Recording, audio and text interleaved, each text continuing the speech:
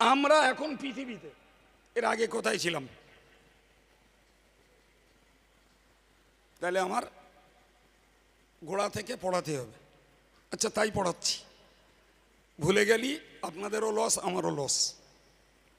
শুনুন, আমরা ছিলাম আত্মার জগতে, ওটাকে আরবিতে বলে আলামে আরওয়াহ, পার্থিব জগতে। এটাকে বলা হয় আলামে দুনিয়া। আমরা এরপরে যাব আলামে বারজাখ, যাকে অ্যাকচুয়াল বলা হয় মধ্য জগৎ, কিন্তু আমরা সহজে বলি কবর জগৎ। আর কবর থেকে উঠব, আর একটা জগতে যাব, ওটার নাম আলামে আখেরাত বা পরজগৎ। তাহলে জগৎ কটা হলো বলেন বলেন? আপনারা এরা মনে করছেন নাকি হুজুর পয়সা নেবেন আপনি আর আমাদের বকাচ্ছেন কেন, আমরা ফাও কেন বকতে যাচ্ছি, এরা মনে হচ্ছে নাকি? তাহলে অত কিরপিন কিরপিন ভাব কেন? একটু যা বলছি মন খুলে বলেন না, ব্রেনে ধরবে ভালো। কি বলেছি? জগৎ কটা? চারটে। আরবিতে আলামে আরওয়াহ, আলামে দুনিয়া, আলামে বারজাখ, আলামে আখেরাত। বাংলায় আত্মার জগৎ, পার্থিব জগৎ, মধ্য জগৎ বা কবর জগৎ, আর পরজগৎ। প্রত্যেকের জন্য এই চারটে করে আছে। ছিলাম আত্মার জগতে, আছি পার্থিব জগতে, যাব কবর জগতে, ওইখান থেকে উঠব পরজগতে। চার জগৎ টাচ করাই লাগবে, না লাগবে না? লাগবে না বাপ? সম্মানিত ভাইরা আমার, মুরব্বীরা, হে যুবকেরা, মনে রাখুন, আমাদের জন্য যেমন জগৎ চারটি, আমার নবীর জন্যও চারটি। নবীর জন্য চারটি।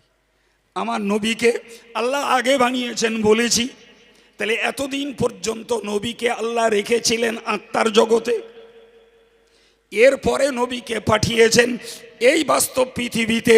এটা হলো নবীর জন্য পার্থিব জগৎ। এখানে আল্লাহ নবীকে কাটাতে দিয়েছেন 63 বছর, যা বলতে যে কমপ্লিট করা হয়নি। 63 বছরে 3টে ভাগ। জন্ম থেকে 40 বছর তিনি একজন সাধারণ সামাজিক মানুষ, পরে 23 বছর তিনি ধর্ম প্রচারের দায়িত্বশীল মানুষ, কোরআন প্রচারের দায়িত্বশীল মানুষ। ওই 23 বছরটা দুটো ভাগ, 13 বছর মক্কা ইনিংস আর 10 বছর মাদানী ইনিংস। মক্কা পর্ব 13 আর মদিনা পর্ব 10। এই 13 বছরের মক্কা পর্ব নবীর জীবনের মার খাওয়ার পিরিয়ড। 10 বছরের মদিনা পর্ব যেমন মার খেয়েছেন তেমন পাল্টা মেরেছেন। কত বোঝাতে পারছি বাপ? এই নিখুঁত কথাগুলো বুঝতে হবে। নবী দিবস মানে শুধু কাহিনী আর গল্প না, নবী দিবস মানে শুধু সুবহানাল্লাহ পড়ে যাওয়া না বাপ। এই জ্ঞানগুলোকে জাগ্রত করতে হবে। এই 63 বছরটা ছিল নবীর পার্থিব জীবন। এরপরে 63 বছর পর আল্লাহ পাক তার নবীকে ডেকে নিয়েছেন, তিনি কবর জীবনে এখন চলছে। ঠিক না ভুল? এখন নবীর কবর জীবন তথা আলামে বারজাখ, মধ্য জগৎ চলছে নবীর। প্রিয় ভাই, এরপরে রাসূল নিজে বলেছেন, ইসরাফিল আলাইহিস সালাম যেদিন সিংহা ফুৎকার করবেন, হুজুর বলছেন, আউয়ালু মা ইয়াখরুজু আনিল কবরি ওহুয়া আনা। ইসরাফিলের সিংহা ফুৎকারের পর সর্বপ্রথম কবর থেকে উঠব আমি। কে উঠবেন? কে উঠবেন? আমার নবী। এবং আরো বলেছেন, আউয়ালু মা ইয়াদখুলুল জান্নাতা ওহুয়া আনা। আমি রাসূলুল্লাহ সর্বপ্রথম আল্লাহর জান্নাতে প্রবেশ করব। ভাই, ওইখান থেকে শুরু হলো আলামে আখেরাত বা বাংলা বাংলি পরজগৎ। কথা ক্লিয়ার হয়েছে বাপ? জি। তাহলে আমাদের জন্য যেমন জগৎ চারটা, নবীর জন্য। এখন বক্তব্য হলো, আল্লাহ বললেন, নবী তোমাকে সকল জগতের জন্য রহমত বানিয়েছি, সকল জগতের জন্য তোমাকে করুণার মূর্ত প্রতীক বানিয়েছি, সকল জগতের জন্য তোমাকে অনুগ্রহশীল বানিয়েছি। আমি একটা করে উদাহরণ দেব, শেষ করব। ওই একটা আয়াত বুঝিয়ে দেওয়াই আমার সার্থক উদ্দেশ্য। ওই একটা আয়াত বোঝাবো বলে এতক্ষণ পটভূমিকা তৈরি করেছি। ভাই, আমার নবী আত্মার জগতে যখন ছিলেন, তখন আদম আলাইহিস সালামকে আল্লাহ তৈরি করলেন। ঠিক না ভুল? নবী তার আগে তৈরি, তিনি তখন কোথায় বাবা? আত্মার জগতে আদমকে তৈরি করলেন। আর আদমকে তৈরি করার পরে আমার আল্লাহ আদমের অংশ দিয়ে হাওয়াকে বানালেন। আদমের অংশ দিয়ে আল্লাহ ইচ্ছা করলে হাওয়াকেও আদমের মতো এককভাবে বানাতে পারতেন না? হাদিস পাকে এসেছে, খালাকাল্লাহু আদামা আলা সূরাতিহি। আল্লাহ বলছেন, আমি আমার নবী এবং প্রথম বান্দা, প্রথম মানব আদমকে বানিয়েছি আমার পরিকল্পিত আকৃতিতে। জোরে বলেন। পরিকল্পিত আকৃতি এই আমাদের যেমন এরকম, ঠিক যেভাবে সেট, মুখ, নাক, চোখ, হাত, পা, যেখানে যেটা আমরা আমাদের অঙ্গগুলো সেট আপ দেখছি, হযরত আদম আলাইহিস সালামকে আল্লাহ পাক এই সেট আপই বানিয়েছিলেন। তবে আদম ছিলেন 60 গজ লম্বা। কত গজ? সহিহ বুখারীর হাদিসে বিদ্যমান, আদম ছিলেন 60 গজ লম্বা। সেখান থেকে ছোট হতে হতে হতে হতে আমরা এখন এই জায়গায় এসছি। জি, জানি না এরপরে আরো বেড়ে হতে হতে শেষ পর্যন্ত আংশুড়ি দিয়ে বেগুন পড়বে কিনা, সেটা আল্লাহ জানে। এই আকার 60 গজ থেকে। সম্মানিত ভাইরা আমার, মনে রাখুন, আদম আলাইহিস সালামকে আল্লাহ বানালেন এবং আদমের অংশ দিয়ে হাওয়াকে বানালেন। আদম আর হাওয়ার মাঝে আমার আল্লাহ বিবাহের খুতবা পড়ে তাদের মাঝে বিবাহ সম্পন্ন করে দিলেন। আদম হাওয়ার বিয়ে পড়িয়েছেন কে? আল্লাহ। আচ্ছা, ও বিয়েটা ভালো না ভুল বলছিল হতে? ও বিয়ের তুলনা আছে? যে বিয়ের খুতবা পড়েছেন স্বয়ং আল্লাহ। বিয়ে শেষ, আদম হাওয়াকে আল্লাহ জান্নাতে থাকতে দিলেন।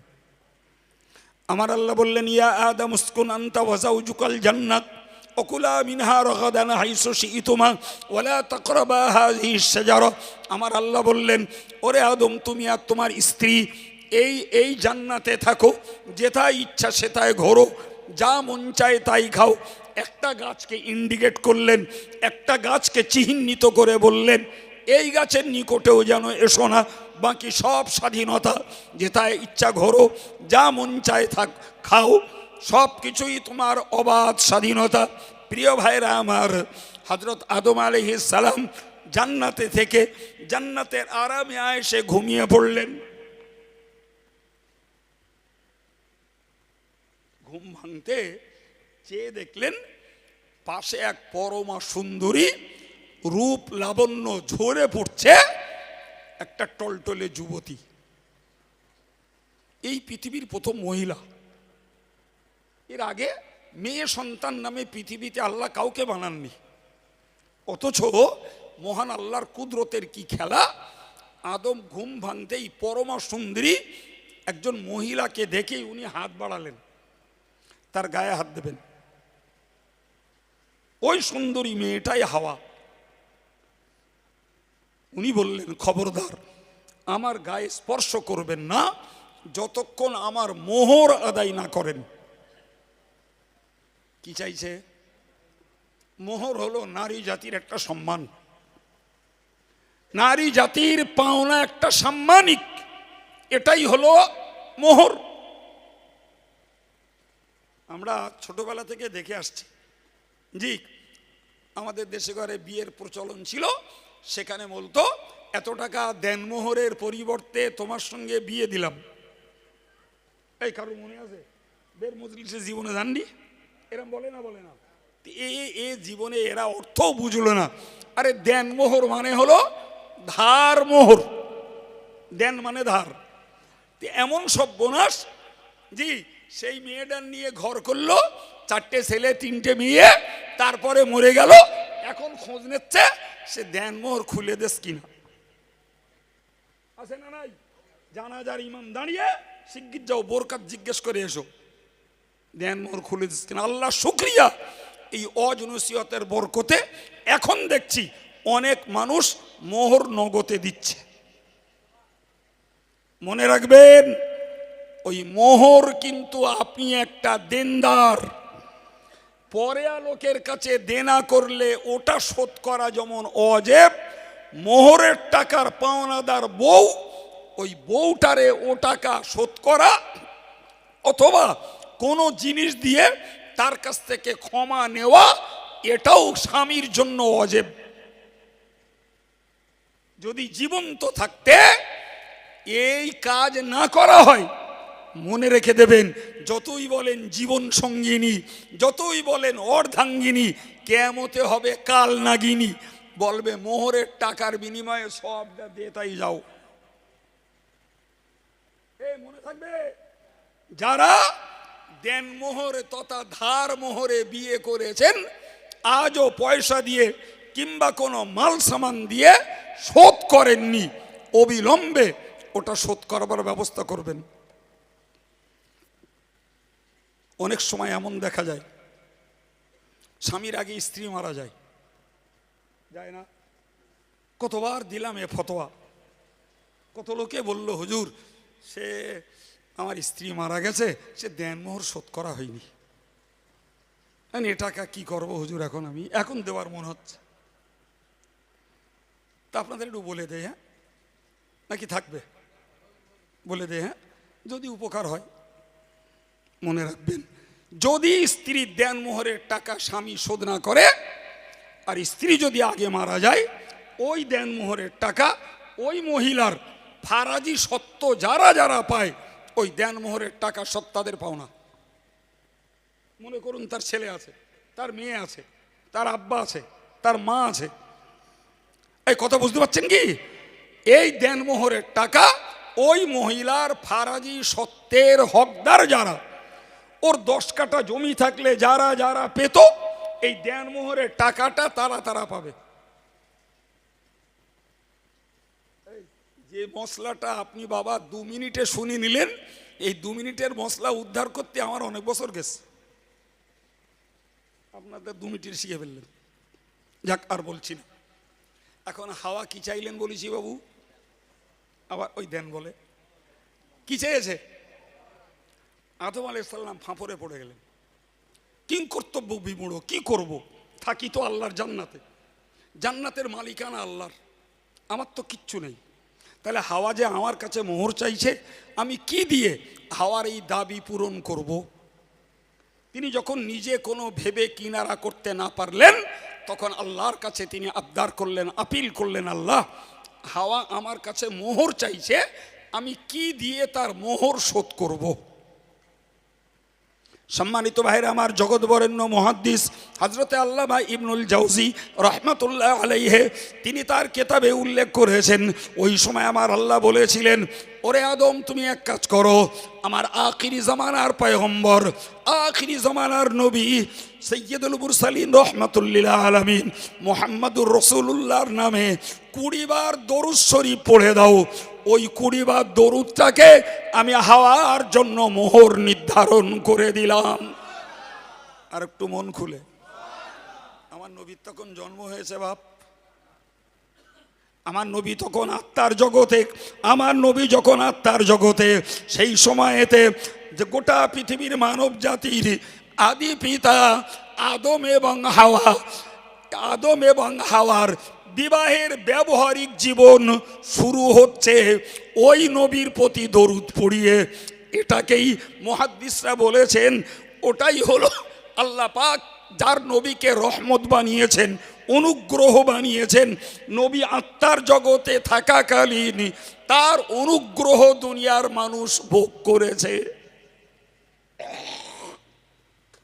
তার অনুগ্রহ দুনিয়ার মানুষ আমার নবীর নামে দরুদ পড়িয়ে কি করা হচ্ছে? আদম হাওয়ার বিবাহের ব্যবহারিক জীবন শুরু হচ্ছে, অথচ সে নবী তখনও পৃথিবীতে আসেনি। নবী তখন আত্মার জগতে।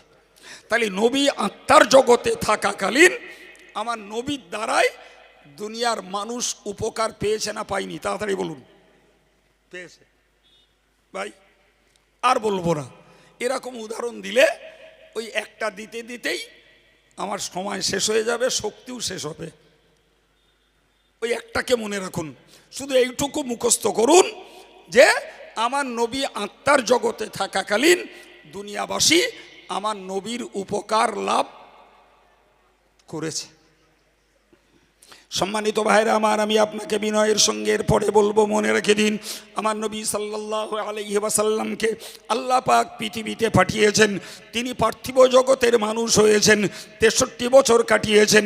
আপনাকে বলেছি যে 40 বছর তিনি ছিলেন সাধারণ সামাজিক মানুষ। এই সাধারণ সামাজিক মানুষটা আকারে আমার নবীকে আল্লাহ 40 বছর রাখলেন। কারণ তার কি, ভালো করে বুঝুন। ভাই বেয়াদবির ক্ষমা চাচ্ছি, কিছু মনে নেবেন না। I am as a teacher at this moment, you are as a student. আমি এই মুহূর্তের জন্য আপনাদের শিক্ষক, আর আপনারা জ্ঞানী গুণী সম্মানিত ব্যক্তি থাকলেও এই মুহূর্তে আমার কাছে আপনারা ছাত্র। রাগ করলেন? এখন বলুন, আমি আপনাকে দুটো কথা শেখাচ্ছি বা শেখাবো, আর আপনি দুটো কথা শিখবেন। তাহলে টিচার আর স্টুডেন্ট, শিক্ষক আর ছাত্রের ভিতরে একটা পরিচিতি, একটা বোঝাপড়ার দরকার আছে না নাই? আছে না বাবা? আমি যাই বলছি বাঙালি ভাইয়েদের কাছে ভেঙে চুরে বাংলায় বলার চেষ্টা করছি। আর আমি যদি এই শ্রোতাদের নারী নক্ষত্র না বুঝে খানিক আরবি শব্দ, খানিক উর্দু শব্দ, খানিক ইংরাজি শব্দ গুঁজে দিয়ে যদি বলতাম, তাহলে অনেক ভাইয়েরা কথাগুলো বুঝতে পারতেন না। তাহলে আমি বলো আদর্শ শিক্ষক না বলো, আমার ছাত্ররা বুঝবে, তবে তো আমি আদর্শ শিক্ষক। আর ছাত্রদের উচিত মাস্টারকে চিনতে হবে, তবে মাস্টারের কাছ থেকে শিক্ষা নেব। আমি চিনলুম না, জানলুম না, দুম করে এক হজরত এনে হাজির করে দিলুম, হজরত তার মতন গেয়ে দিয়ে চলে গেল। এরকম অনেক জায়গায় হয় ভাই। আর ইউটিউবের যুগে হদ্দম হয়, তার আকিদা জানে না, তার আমল জানে না, সে কোন দলের কোন মতের কিচ্ছু জানা জানিনি, সুর ভাল লেগেছে তা দেওরে দাউদ করে। এরকম হয় না? হয় না? সুতরাং মনে রাখবেন, যদি উপযুক্ত শিক্ষা শিখতে হয় তাহলে ছাত্রদেরকেও শিক্ষককে চেনা দরকার, আর শিক্ষককেও ছাত্রকে চেনা দরকার। প্রিয় ভাইরা আমার, আমার নবীকে আল্লাহ 40 বছর ওই সমাজের মানুষের কাছে রেখেছেন। কেন? এরাই হবে পরবর্তীতে আমার নবীর ছাত্র। ঠিক না ভুল? অতএব এই ছাত্রগুলোর অ্যাক্টিভিটিস, তাদের কার্যকারিতা, কাজ কি, এটা আমার নবীর পক্ষে দেখা দরকার ছিল। নবী দেখলেন এরা শিরক করে, এরা বেদাত করে, এরা সুদ খায়, এরা মদ খায়, এরা গান ভক্ত, এরা জোয়া ভক্ত, এরা নারী জাতকে নির্যাতন করে, এরা কন্যাগুলোকে পুঁতে ফেলে, এরা তা বলতে মানুষকে মার্ডার করে, এরা মানুষের সর্বস্ব লুট করে নিঃস্ব রিক্ত একদম শূন্য বানিয়ে ছেড়ে দেয়। এই ছিল ওই আরববাসীর তৎকালীন চরিত্র। 40 বছর ধরে আমার আল্লাহ আমার নবীকে, পরবর্তী ছাত্রদের এই অবস্থাটা নবীকে দেখিয়েছে। সুবহানাল্লাহ বলেন। তবে তো নবীর মাস্টারিটা সুবিধা হবে নাকি? এই ছাত্রদের দেখে নাও এরা কি জিনিস। আর ওই ছাত্রগুলো দেখে নিল আব্দুল্লাহর বেটা মা আমিনার গর্ভজাত সন্তান মোহাম্মদ ইবনে আব্দুল্লাহ। মোহাম্মদ ইবনে আব্দুল্লাহ তিনি তখন বাস্তব পৃথিবীতে মোহাম্মদ রসুল্লাহ হননি, তিনি তখন আবদুল্লাহর বেটা মোহাম্মদ। ওরা দেখে নিল এই ছেলেটি সত্যবাদী, এ জীবনে মিথ্যা কথা বলে না, এ জীবনে আড্ডাবাজি করে না, এ জীবনে হারাম রোজগার করে না, এ জীবনে গালিগালাজ করে না, জীবনে কারোর প্রতি একটা চড় তুলিনি, কোনো নারীর প্রতি কোনো দিনই অশুভ দৃষ্টি কোনো দিন দেয়নি, এ জীবনে কারোর সঙ্গে ঝগড়া বাঁধায়নি, বড়োর সঙ্গে সম্মানজনক ব্যবহার, ছোটোর সঙ্গে স্নেহের ব্যবহার এবং একে অপরের হক আদায় সব কিছু তারা প্রত্যেকটা পদে পদে হাতে নাতে আমার নবীকে দেখে নিল। আল্লাহ পরে এই মানুষটাকে মাস্টার বানাবেন, তখন ওরা বুঝবে এই তো সেই লোকটাই। আজকে যে রসুল বলছে এই লোকটার কোনোদিন মিথ্যা বলতে শুনিনি, এই লোকটার কোনোদিন গালি দিতে শুনিনি, এই লোকটা কোনোদিন অশালীন আচরণ করিনি, এই লোকটা কারোর প্রতি কোনোদিন রুষ্ট রূঢ় হইনি, এই লোকটা কারোর সঙ্গে ঝগড়া করিনি, অন্যকে হত্যা করা তো দূরের কথা, কারোর প্রতি অন্যায়ভাবে একটা হাত তোলেননি, এই লোকটা কোনোদিন মদের গ্লাস স্পর্শ করিনি, এই লোকটা কোনোদিন খেলায় মেতে উঠিনি, এই লোকটা কোনোদিন গানে আসক্ত হইনি। একবার জোরে বলা যাবে? তাহলে 40 বছর ধরে ওরা দেখেছে আমার নবীকে, আর আমার নবী দেখেছেন ওদেরকে। আল্লাহু আকবার। নবী ওই 40 বছরে দেখেছিলেন কতকগুলো বিষয়। আমার দিকে তাকান। সর্বোপরি তিনি দেখেছিলেন অসামাজিকতার একটি চূড়ান্ত অধ্যায়, সেটি হলো তারা কন্যা সন্তানকে জ্যান্ত জ্যান্ত পুঁতে ফেলে। তিনি দেখেছিলেন ঘরের বউদেরকে তারা সংসার করতে দেয় না, আজকে বে করে 1 সপ্তাহ পরে তালাক দেয়, আবার 3 মাস পরে ডেকে আনে আর বলে চল তুই আমার বউ বাড়ি চল। 1 তালাক না, 2 তালাক না, 3 তালাক না, কেতাবে এসেছে একসঙ্গে ঝেঁকে দিলে 300 তালাক।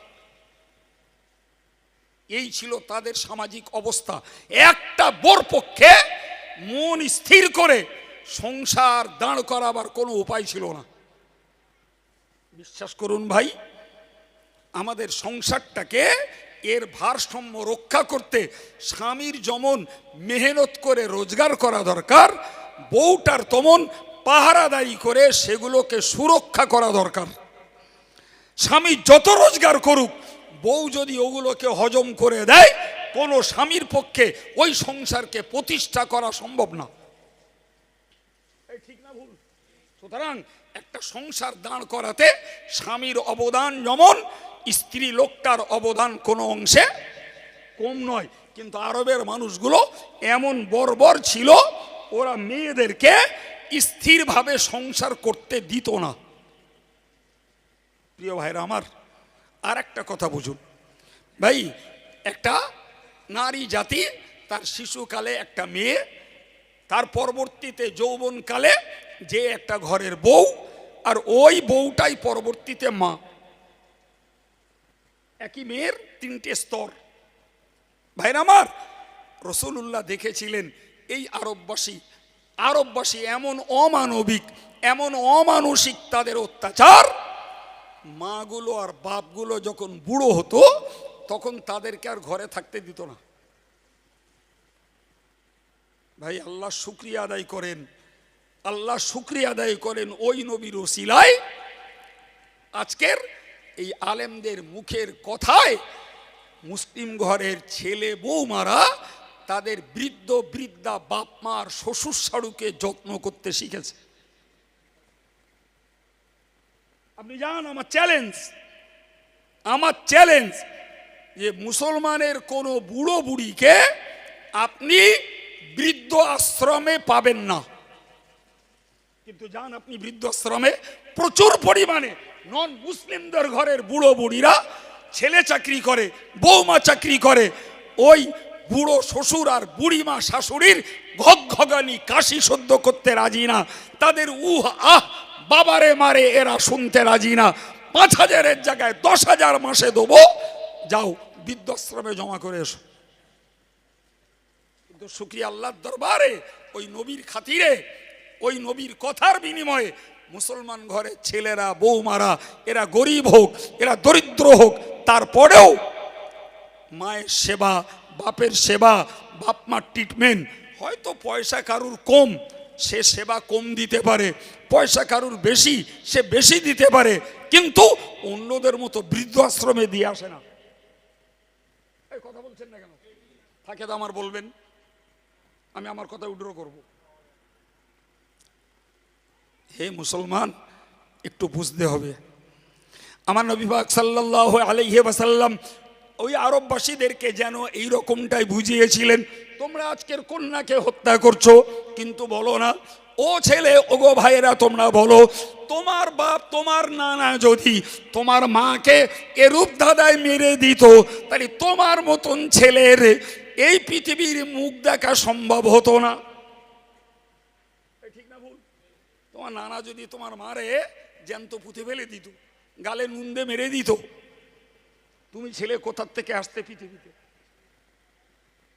আমার আল্লাহ পাকের নবী শুনিয়ে দিলেন, ওগো মক্কার মানুষেরা, ওগো বিশ্ববাসী, তোমরা মনে রেখে দাও, যদি কোনো বাপ তার 3টে কন্যাকে যত্ন করে ইসলামী আদব, ইসলামী শিষ্টাচারিতা, ইসলামী নিয়মে তাকে মানুষ করে তোলে, আমি আল্লাহ পাকের হাবিব বলছি, ওই লোকটার জন্য আমি জান্নাতের জামিনদারও হব। একজন সাহাবী বললেন, ইয়া রাসূলুল্লাহ, কারোর যদি 2টো কন্যা হয়, প্রিয় নবী বললেন, 2টো কন্যার বাপও যদি কন্যাদেরকে যত্ন করে সেবা দিয়ে তাদেরকে ইসলামী আদর্শে মানুষ করে তোলে, আমি রাসূলুল্লাহ তাদের জন্যও জান্নাতের জামিনদার হব। একজন সাহাবী উঠে বললেন, ইয়া রাসূলুল্লাহ, আমাকে আল্লাহ একটি মাত্র কন্যা দিয়েছেন, আমি এক মেয়ের বাপ, আমার উপায় কি? নবী বললেন, ওগো তুমি মনে রাখো, ওই একটা কন্যাকেই তুমি ইসলামী আদব শিখিয়ে তাকে যদি মানুষ করে তোলো, তোমার জন্য আমি রাসূলুল্লাহ কিয়ামতে জান্নাতের জামিনদার। তবে তো মক্কাবাসী বুঝলো, এই মেয়ে সন্তানকে হত্যা করা যাবে না, এদের মেরে ফেলা যাবে না, এদের বাঁচার অধিকার আছে, এদেরকে বাঁচতে দিতে হবে।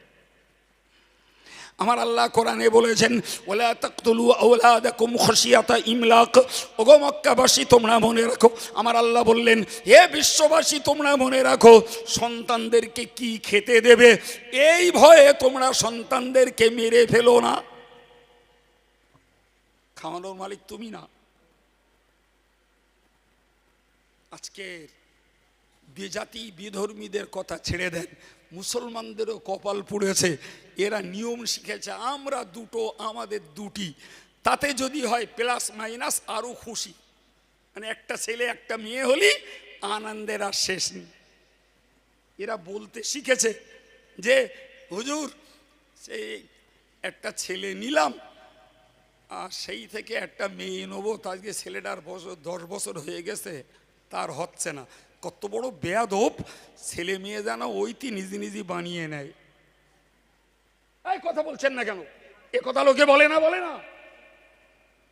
অথচ আল্লাহ বলেছেন, ইয়াহাবু লিমান ইয়াশাউ যুকুরা, ইয়াহাবু লিমান ইয়াশাউ ইনাসা ওয়া ইয়াহাবু লিমান ইয়াশাউ যুকুরা।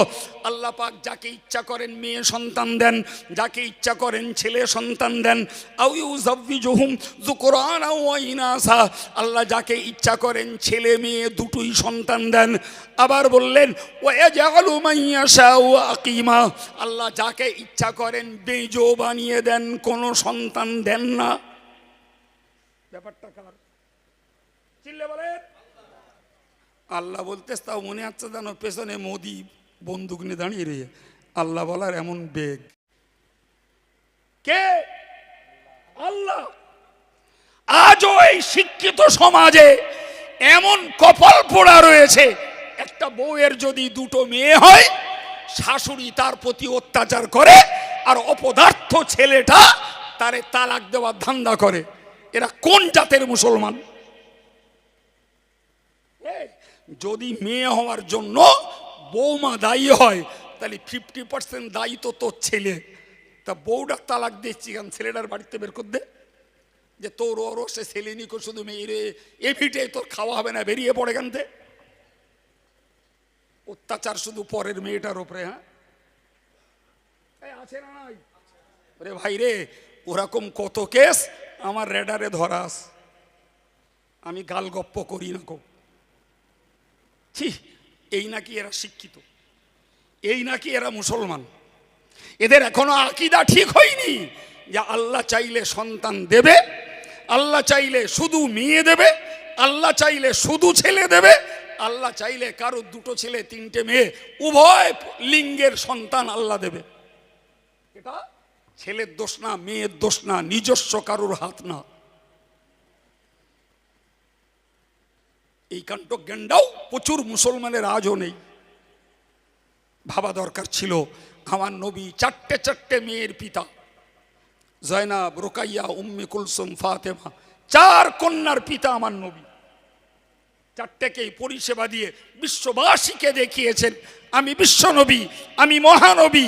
কন্যাকে যত্ন করে প্রতিপালন করে আমি দেখিয়ে দিলাম কন্যা অবহেলিতা নয়, কন্যা পুঁতে ফেলার যোগ্য নয়। কন্যাকে যত্ন নিলে আল্লাহর কাছে জান্নাতের হকদার হওয়া যাবে। সুবহানাল্লাহ বাড়িয়ে না খিচড়ি খাইয়ে, তাহলে খিচড়ি খাইয়ে দেয় তারপর লাগি সুবহানাল্লাহ বলতে মনে হচ্ছে ডেঙ্গুতে উঠে। কি অবস্থা, এটা মহব্বত নেই প্রিয় ভাই। তাহলে নবী এই নারী জাতির প্রাথমিক জীবন, যাদেরকে আমরা মেয়ে সন্তান বলি, মেয়ে বলি, তাদের জীবন রক্ষার্থে সংগ্রাম কার? জোরে বলেন। সংগ্রাম রাসূলুল্লাহর। কার সংগ্রাম? রাসূলুল্লাহর। এই সংগ্রামের রসদ জুগিয়েছেন আল্লাহ। ইহুদি জাতির কোন নেতা, খ্রিস্টীয় জাতির কোন নেতা, বৌদ্ধ জাতির কোন নেতা এই নারী জাতকে বাঁচাতে এগিয়ে আসেনি। যদিও অনেক দিনের কথা, তবুও ইতিহাসের পাতা থেকে মুছে যায়নি। সেটা হলো ভাই, আমাদেরই দেশে প্রথা ছিল সতীদাহ প্রথা। স্বামী মারা গেলে জ্যান্ত স্ত্রীকে স্বামীর চিতায় পুড়িয়ে মারা হতো। রাজা রামমোহন রায় তার বিরুদ্ধে সংগ্রাম চালিয়ে জীবন্ত স্ত্রীকে স্বামীর চিতায় পুড়িয়ে মারা থেকে রক্ষা করা হলো। এটাই ছিল এই ভারতবর্ষের হিন্দু ধর্মদের প্রথা। কি বুঝলেন? সৌদির নয়, এই ভারতের। জীবন্ত স্ত্রীকে মরা স্বামীর চিতায় পুড়িয়ে মারা হতো। কি মানবতা, কি মনুষ্যত্ব। আমার নবী একদিকে যেমন কন্যাগুলোকে বাঁচার অধিকার ফেরালেন, আমার আল্লাহ কোরআন নাজিল করলেন, নবী শুনিয়ে দিলেন হুন্না লিবাসুল্লাকুম ওয়া আনতুম লিবাসুল্লাহুন্না। আমার নবী শুনিয়ে দিলেন, আল্লাহ বলেছেন, ও পৃথিবীর পুরুষেরা মনে রাখো, হুন্না লিবাসুল্লাকুম, ওই নারী জাতি তোমাদের দেহের আবরণ, নারী জাতি তোমাদের দেহের পোশাক, ওয়া আনতুম লিবাসুল্লাহুন্না, এবং তোমরা নারী জাতির পোশাক। একবার জোরে বলুন সুবহানাল্লাহ। তার মানে নারী পুরুষের সমন্বয়ে একটা সোনার সংসার, নারী পুরুষের সমন্বয়ে শান্তির জীবনযাপন, নারী পুরুষের সমন্বয়ে তবে উন্নতি। অতএব কেন তুমি স্ত্রী জাতিকে অবহেলিত করে তাদেরকে সংসার করা থেকে বঞ্চিত করছো? নারীর জীবনকে স্ত্রী হিসাবে বাঁচাতে সংগ্রাম করলেন কোরআন দ্বারা রাসূলুল্লাহ। ওই নবী পাক শুনিয়ে দিলেন, ওই নবী শুনিয়ে দিলেন, হে মানুষেরা, তুমি তোমার বাপের মর্যাদা বোঝো, মায়ের মর্যাদা বোঝো। আমি রাসূলুল্লাহ বলছি, আল জান্নাতু তাহতা আকদামিল উম্মাহাত, যে মায়ের গর্ভে তোমার জন্ম, ওই মা বৃদ্ধা হোক, বুড়ি হয়ে যাক, তার ক্ষয় কাশ হোক, তার টিবি হোক, তার ক্যান্সার হোক, ওর গর্ভে তোমার জন্ম। তুমি একবার ভেবে দেখেছো কোনোদিন, তুমি যখন কাদার দলার মতো ছিলে, ওই মা তোমাকে তোমার পায়খানা মেখে, তোমার পেশাব মেখে, খাওয়া ফেলে ধুয়ে, শোয়া বাদ দিয়ে তোমাকে নিয়ে যত্ন করে করে প্রতিপালন করে তুলেছে। আজকের বৃদ্ধা বয়সে সে নানা রোগে আক্রান্ত। তুমি মনে রাখো, ওই মায়ের সেবা, ওই মায়ের আনুগত্যতা, ওই মায়ের যত্নের ভিতরে রয়েছে তোমার জন্য জান্নাত। তুমি বাপকে চিনোছো? যে বাপের ঔরসে তোমার জন্ম, ওই বাপ তোমার পরিষেবার আর এক নায়ক। তোমার দুধের পয়সা, তোমার খাবারের পয়সা, তোমার পোশাকের পয়সা, তোমার ট্রিটমেন্টের পয়সা, সব কিছু তাকেই মাথার ঘাম পায়ে ফেলে যোগান দিতে হয়েছে। তবে তুমি ছেলে, তোমার চোখ ফুটেছে, তবে তুমি ভদ্র হয়েছো, তবে তুমি লেখাপড়া শিখেছো, তবে তুমি অ্যারিস্টোক্রেট সেজেছো, তবেই তুমি হাই হাই পরিবারে তুমি মিশতে পেরেছো। আজকে ভদ্র বলে তুমি বাপকে ভুলে গেলে। বাপ তোমার মেটো খাটা জন, বাপ তোমার জমি চাষ করা এক মজদুর, তুমি আজকে চাকরিজীবী, ফলে তোমার বাপের মান হারিয়ে গেছে। আমার নবী পাক সাল্লাল্লাহু আলাইহি ওয়াসাল্লাম বুঝিয়ে দিলেন, নিশ্চিত করে মনে রাখো, এই বাপ আর মা হলো তোমার কাছে সবথেকে বেশি সমাদরের।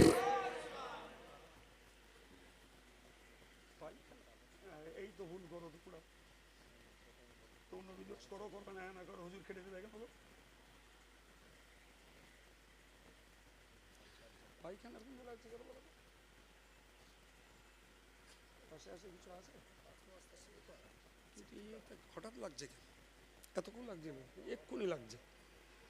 সম্মানিত ভাইরা আমার, আমি আপনাদের এই বিশ্বাসটা আনাতে চাইছি। তাহলে নারীর কন্যা হিসাবে, ঘরের বধূ হিসাবে, মা হিসাবে তাদের সম্মান, তাদের অধিকার ফিরিয়ে দিতে চেষ্টা চালিয়েছেন কে বাবা? জোরে বলেন কে? আজকের যদি আমার ঘরের মায়েরা এই কথাগুলো বুঝতেন, এই কথাগুলো যদি তারা জানতেন, তাহলে অন্তত পক্ষে নিজেদের আবরুকে তারা হেফাজত করতেন। যদি এগুলো জানতেন, বিলাসিতা আর সাজগোজ পরপুরুষকে, যুব সমাজকে ফসলানোর জন্য রকমারি বিচিত্র সাজ আর তাদের যত্রতত্র আনাগোনা, এগুলোকে ছেড়ে দিয়ে অন্তত পক্ষে ভাবতেন যে নবী আমার বাঁচার পথে চেষ্টা করেছেন, বাঁচানোর জন্য সংগ্রাম করেছেন, আমার সম্মান ফিরিয়ে দিয়েছেন, আমার সংসার করার অধিকার ফিরিয়ে দিয়েছেন, আমার মর্যাদাকে ফিরিয়ে দিয়েছেন। নবী দিবস উদযাপন করার পক্ষে আমার মায়েদের আগ্রহটা আরও বেশি থাকা দরকার ছিল। পুরুষের জন্য আমার নবীকে এত করতে হয়নি। পুরুষের জন্য শুধু শিরক থেকে বাঁচিয়ে ইমানের কলেমা পড়ানোর দাওয়াত দিয়েছেন, বেদাত থেকে বাঁচিয়ে সুন্নতে অনুসরণের চেষ্টা চালিয়েছেন, অসামাজিক কাজগুলো থেকে বাঁচিয়ে তাদেরকে আল্লাহ রসুলের তরিকা মতো চালাবার পক্ষে কাজ করেছেন। এটা নারী পুরুষ সবার জন্য সমান, কিন্তু স্পেশালি নবীর খেদমত নারী জাতির জন্য। বিশ্বাস করুন, আজকের মুসলিম কমিউনিটির মেয়েরা এরা বুঝেনি। এরা যদি বুঝতো, তাহলে শুধু বিলাসিতার বস্তু সামগ্রী ব্যবহার করে রকমারি শাড়ি আর রকমারি তাদের বিচিত্র রং এসব করে রাস্তায় উঠে এরা অন্যকে ফসলাতো না। এরা পর্দাবৃতা হতো, এরা নামাজি হতো, এরা আল্লাহ ওয়ালি হতো, এরা কোরআন পড়তো, এরা স্বামীর ভক্তি করত, এরা বিনয়ী হতো, এরা নম্র হতো, এরা লজ্জাশীল হতো। কিন্তু যদি 100টার ভিতরে যদি 20টা পাওয়া যায় বিনয়ী, নম্র, লজ্জাশীলা, পর্দানসীনা, আল্লাহওয়ালি, দিনদার, 80টা পাওয়া যায় হয় খিচুড়ি, না হলে একদম পুরো বেহায়া বেলেল্লাপনা। তাহলে নবী এসে এদের বাঁচার পথ দেখিয়েছেন, আর এরা ইচ্ছা করে জাহান্নামের গাড্ডায় পড়ার পথে চলছে। ঠিক না ভুল? প্রিয় ভাইরা আমার, এবার একটু বলেন, জি নবী সাল্লাল্লাহু আলাইহি ওয়াসাল্লাম পার্থিব জীবনে 23 বছর কাটিয়েছেন, 40 বছর সামাজিক জীবন, আর পরের 23 বছর নবুয়ত এবং রিসালাত, কোরআন প্রচারের এবং আল্লাহর একত্ববাদের বাণী, তৌহিদের বাণী প্রচারের দায়িত্বশীল ব্যক্তি হিসাবে নবীর দ্বারাতে এ মানব জাতি উপকার পেয়েছে না পায়নি? বলেন একটা কথা বলুন তো বাবু, এই কাজ করতে যেই নবীকে ফেন্ডা করিয়ে দাও, একটা কাজ করতে যেই নবীকে গাল শুনতে হলো, নবীকে পাগল বলল, নবীকে জাদুকর বলল, নবীকে মিথ্যাবাদী বলল, নবীকে মস্তিষ্ক বিকৃত বলল, নবীকে তারা গাল দিল, নবীকে গলায় রশির ফাঁস পরিয়ে, কি হলো ঘুরিয়ে দিতে বললাম তো, জি, নবীকে গলায় রশির ফাঁস দিয়ে মারবার চেষ্টা করলো, সেজদায় গেলেন, কয়েক দিনের উটের পচা জোলাম নবীর উপরে চাপিয়ে দিল, যাতে নিঃশ্বাস না নিতে পেরে নবী দম ফেটে মারা যায়। নাউজুবিল্লাহ বলেন। আচ্ছা বাবু, নবী যদি ওই দিন এইটুকু ভাবতেন আর এইটুকু বলতেন ক্ষোভে, অভিমানে, দুঃখে, ওদের দুর্ব্যবহারে, নবী যদি বলতেন যে আমি তোদেরকে জাহান্নাম থেকে বাঁচিয়ে জান্নাতে নিয়ে যাওয়ার চেষ্টা করছি, আর তোরাই আমার গাল দিচ্ছিস, বদনাম দিচ্ছিস, মারছিস, যা তোরা জাহান্নামে যাবি, যা, আমি আর ভাবতে যাব না। বুকে হাত দিয়ে বলুন তো, এই ভারত সীমান্তে বসে ইসলাম পাওয়া যেত? চীনের মানুষেরা ইসলাম পেত? আপনি জানেন চীনে সাহাবাদের মসজিদ রয়েছে, সুবহানাল্লাহ বলেন। চীনে সাহাবাদের তৈরি মসজিদ আছে, আজও চলমান, সুবহানাল্লাহ। মিয়ানমারে মুসলমান আছে, আমরা জানতাম না, যখন মিয়ানমারে যুদ্ধ লাগলো তখন বুঝলাম মিয়ানমারে মুসলমান রয়েছে। শ্রীলঙ্কায় মুসলমান আছে, আমরা জানতাম না। অস্ট্রেলিয়ায় 2 লক্ষ মুসলমান বাস করে এবং তারা সব আধ্যাত্মিক পন্থী, জোরে বলেন। আমেরিকার মতো জায়গায় বর্তমানে 3000 মসজিদ। অ্যাংলো আর পার্সিয়ানদের ঘুম ভাঙে ফজরের আজানে। ইংল্যান্ডে এক মসজিদ তৈরি হয়েছে, এক জমাতে নামাজ পড়তে পারে 25,000 মানুষ। কাবার ইমামকে দিয়ে, আব্দুর রহমান সুদাইস হুজুরকে দিয়ে সেই মসজিদটা উদ্বোধন করানো হলো। সাইকেলে না, মোটর বাইকে না, বিদেশ থেকে এরোপ্লেন করে উড়ে উড়ে এত মুসল্লি গেছে, 25,000 লোকের আইটেমের মসজিদে জায়গা হয়নি। আমরা তো শুধু মগের মুল্লুক দেখতেছি, সুন্দরীর এক মসজিদ নেই, মনে করছি কামাই ধুনিয়ে ফেলি সব, আর বিশ্ব জুড়ে কি হচ্ছে খবর রাখি না। আজকে নেটের যুগে ইউরোপ আর আফ্রিকার কালো কালো মানুষগুলো অবাক হয়ে যাবেন, তাদের দেখলে দয়া লাগবে, এত করুণ তাদের দৃশ্য, অথচ আলহামদুলিল্লাহ সেখানে কোরআনিয়া মাদ্রাসা, সেখানে মসজিদ, তারাও যথারীতি ধর্ম করছে।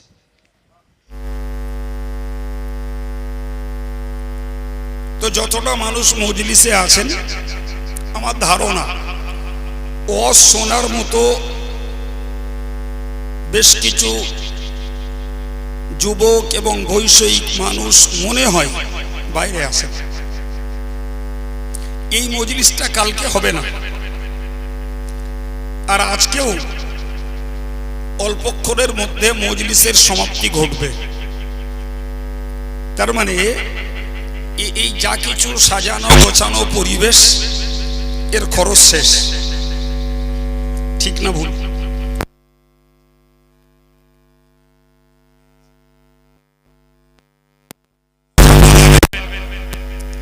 তাহলে যে মানুষগুলো শুনছেন, যদি এই পরিবেশে আরো 20টা মানুষ বাড়তো, তাহলে তো বক্তাদের আলাদা করে কথা বলতে হতো না, হতো কি? তাহলে একই কথায় আরো 5টা ইমানদার মুসলমানের উপকার পাওয়ার একটা আশা করা।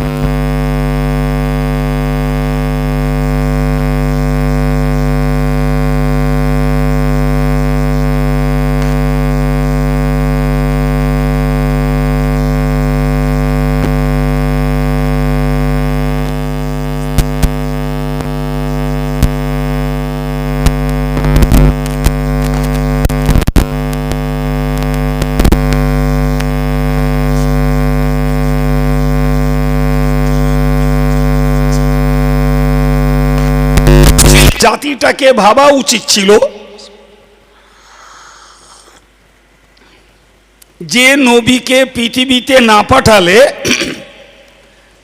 আমার মতো এই হতভাগাটার এই পৃথিবীতে আসবার মতো সুযোগ ছিল না।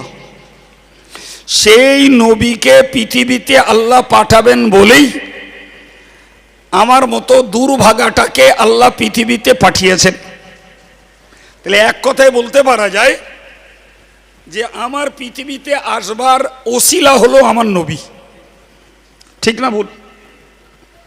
তাহলে এতটুকু বোধ বুদ্ধি যদি মুসলিম সমাজের অ্যাডাল্ট ছেলে এবং মেয়ে এদের মধ্যে যদি থাকতো, কে কতটা কার্যকর করবে, কে কতটা আমলে পরিণত করবে সেটা পরের বিষয়, কিন্তু তার পূর্বে অন্তত জ্ঞানটুকু সংগ্রহ করা উচিত ছিল না? ভুল বললাম?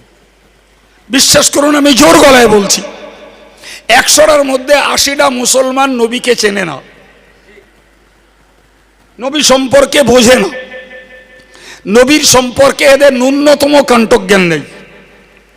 যদি থাকতো তাহলে অন্তত আজকের এই ব্যয়বহুল এই মজলিসটাতে এসে বসে একটু সময় দিত, একটু ত্যাগ স্বীকার করত যে আমরা মাদ্রাসায় পড়িনি, কি আমরা কোনো আলেম ওলামাদের সঙ্গ লাভ করিনি, কিংবা আমরা আলেম ওলামাদের কাছে অতিরিক্ত সময় দিতে পারি না। আজকের গ্রামের সার্বিক সহযোগিতায় নবীর শানে স্পেশালি একটি মজলিস তৈরি হয়েছে, সেখানে বক্তারা আসবেন, তারা নবীর উপরে কি চর্চা করেন, নবীর ব্যাপারে আমাদেরকে কি চেতনা জাগান, নবীর ব্যাপারে কি তথ্য আমাদের কাছে পরিবেশন করেন, সেগুলো যদি আমরা আগ্রহের সঙ্গে শুনি তাহলে নবীকে চিনতে পারবো। নবীর ব্যাপারে নিজের ভিতরে একটা ভক্তি, প্রীতি, ভালোবাসা তৈরি হবে, যেটাকে ইন ফিউচারে আমরা আমাদের বাস্তব জীবনে আমলে কাজে লাগাতে পারবো। আমার বলা ভুল হচ্ছে? বিশ্বাস করুন, লোকে বলে ওয়াজ দিয়ে হেদায়েত হয় না, আর আমি মনে করি যারা প্রকৃত মন দিয়ে শোনে আলহামদুলিল্লাহ তাদের জীবনে হেদায়েতের আলো আল্লাহ জ্বেলে দেয়। কিন্তু যারা হেদায়েত হয় না, মূলত তারা তো মনোযোগ দিয়ে এই কথাগুলো শোনেও না। হ্যাঁ না বলেন? আচ্ছা বলেন তো, যারা মজলিসের বাইরে আছে, দলগতভাবে বা শোনার নিয়েতে যারা নেই, তারা দোকানে, তারা বাড়িতে, তারা গল্প গুজবে, তারা মোবাইলে ফ্রি ফায়ার আর পাবজিতে, এরা একটা সময় আসবে। এখন মাইকের আওয়াজ তাদের কানে ক্যান ক্যান ক্যান করে বাজলেও, এই ওখানে বসে দিকে শোনা যাবে,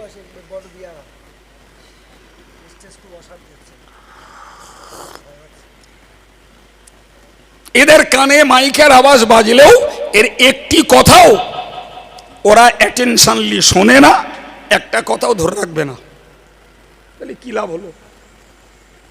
শুকরিয়া আল্লাহর দরবারে যারা মজলিসে বসেছেন তাদের জন্য ধন্যবাদ। অন্তত আমার অনেক কষ্ট, ক্লান্তি, মেহনত করে আসা, আর এরাও অনেক কষ্ট করেই আমার দাওয়াত করেছে। ঠিক, তারপরেও আমি সময়টাকে মূল্য দিয়ে যথাসময়ে এসেছি। আল্লাহ যেটুকু বলান আশা করব আপনাদের তাতে কিছু উপকার আসবে, বাকি আল্লাহর ইচ্ছা। আমি প্রথমত একটা কথা আপনাদেরকে জিজ্ঞাসা করি ভাই, খুব মনোযোগের সঙ্গে কথাটা বুঝুন। আচ্ছা, নবী সাল্লাল্লাহু আলাইহি ওয়াসাল্লামকে আল্লাহ পৃথিবীতে পাঠিয়েছেন, তো পৃথিবীতে তাকে পাঠিয়েছেন, এই পাঠানোর সময় থেকে তার বিদায় পর্যন্ত সময় কেটেছে 63 বছর। কত বছর? এই 63 বছর লাইফটার অ্যাকচুয়াল 3টে ভাগ। অন্যমনস্ক হবেন না, আমি গলা বাজাতে পারবো না, এই যা আল্লাহ তৌফিক দিয়েছে তাই। যত মন একাগ্রত করবেন ততই কথাগুলো শুনতে ভালো লাগবে। 63 বছর বয়সের নবীর 3টে পাঠ। কটা বলেছি বাবু? একটি পাঠ হলো তার ভূমিষ্ঠ থেকে 40 বছর বয়স পর্যন্ত।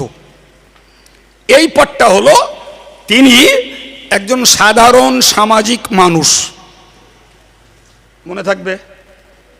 কথা বলুন, আমি জিজ্ঞাসা করব আপনার ব্রেনটাকে কনসাস রাখার জন্য। আমার মুখস্থ বিদ্যা আল্লাহ যাতে সে ঝেঁকে দিয়ে চলে যাব, তা আপনি যদি দুটো কথা না ধরেন তাহলে আমার বকিয়ে লাভ কি? কি বলেছি? এই 40 বছর নবী একজন সাধারণ সামাজিক মানুষ। ভাই হাদিস শরীফে এসছে, নবী নিজে বলেছেন, কুনতু নাবিয়্যান ওয়া আদামু বাইনা রূহি ওয়াল জাসাদ। যার বাংলা অর্থ হলো, আমি মুহাম্মদুর রাসূলুল্লাহ সাল্লাল্লাহু আলাইহি ওয়াসাল্লাম ওই জমানা থেকে নবী যখন থেকে আদমের দেহ এবং রূহ একত্রিত হয়নি। এটা খাঁচা, এতে রূহ দিলে তবে সচল, ঠিক না ভুল? এটা কি খাঁচা? এটা খাঁচা, এটা অসাড়। রূহের একটা পাওয়ার এতে ঢুকলে তবে চোখ দেখে, কান শোনে, জিভ কথা বলে, পা চলে, হাত কাজ করে। সুবহানাল্লাহ বলে। পাওয়ারটা কিসের থেকে আসে বাবা? রূহ থেকে। মদিনা মক্কার ইহুদিরা রসুলকে জিজ্ঞাসা করেছিল, ইয়াসআলুনাকা আনির রূহ। আল্লাহ বললেন, নবী তোমার কাছে ওরা জিজ্ঞাসা করছে রূহ কি জিনিস। কুলির রূহ মিন আমরি রব্বি। ও নবী তুমি ওদেরকে বলে দাও, রূহ হলো আমার রবের একটা অর্ডার। সুবহানাল্লাহ, মুখস্থ থাকবে। রূহ কি জিনিস? আল্লাহর একটা নির্দেশ। তার মানে আল্লাহ নির্দেশ দিয়েছেন, এগুলো সচল।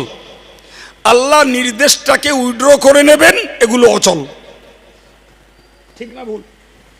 তো আদমের কঙ্কাল তৈরি হলো, এই আদমের কঙ্কাল তৈরি হলো, আল্লাহ তাকে রূহ দিলেন। আদম হলো দৃষ্টিধারী এবং শ্রবণ শক্তিওয়ালা, কথোপকথনকারী, চলমান এবং কার্যকর একটি প্রাণী, তার নাম হলো মানুষ। আমার রসুল বলছেন, আদমের ধর আর রূহ তখন আলাদা। তার মানে মানব জাতির আদি পিতা আদম তখনও তৈরি হয়নি, আমি তখন থেকে নবী। সবাই মিলে আরেকবার। কিন্তু মজার ব্যাপার, সেই নবীকে আল্লাহ পৃথিবীতে পাঠিয়েছেন 1 লক্ষ অথবা 2,24,000 পয়গম্বরের সর্বশেষ পয়গম্বর বানিয়ে। একটা ছোট্ট কারণ দেন, ছোট্ট কারণ। ভাই কোরআন শরীফে আল্লাহ বলেছেন যে, ওগো নবী আমি আল্লাহ তোমাকে পৃথিবীতে পাঠিয়েছি সিরাজাম মুনির, উজ্জ্বল প্রদীপ তৈরি করে। কি বলেছে বউ বাক্যটা? উজ্জ্বল প্রদীপ। এখন আর প্রদীপ নেই, এখন সব ইলেকট্রিক যুগ। ভাই আপনাকে ছোট কথায় বোঝাই, প্রদীপ এমন একটা জিনিস, একটা প্রদীপ থেকে আপনি কোটি কোটি প্রদীপ জ্বেলে নিতে পারেন। কথা ঠিক না ভুল?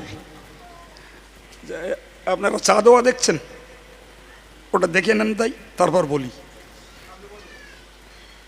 লাগবে না বাপ, নিয়ে যা, যা দেশে চলে যাবেন। তুই বাবা পারিস তো আমার ছেলেদের কাছে পানের ফটোটা আছে, না খাবো না। কি দেওয়া? খেদমত করো, অজার শুনতে হবে না। কি বলেছি বাবু? আমার ভালো লাগছে, আপনারা যে লোকগুলো আছেন সোনার মতো মানুষ, একটু মন দিলেই আমি দুটো কথা মন খুলে বলবো। কি বলেছি? আল্লাহ বললেন, নবী আমি তোমাকে পাঠিয়েছি কি করে বাবা? প্রদীপ বোঝানোর জন্য। আমি আপনাদের একদম আমাদের গেঁয়ো কথা একটা বলি।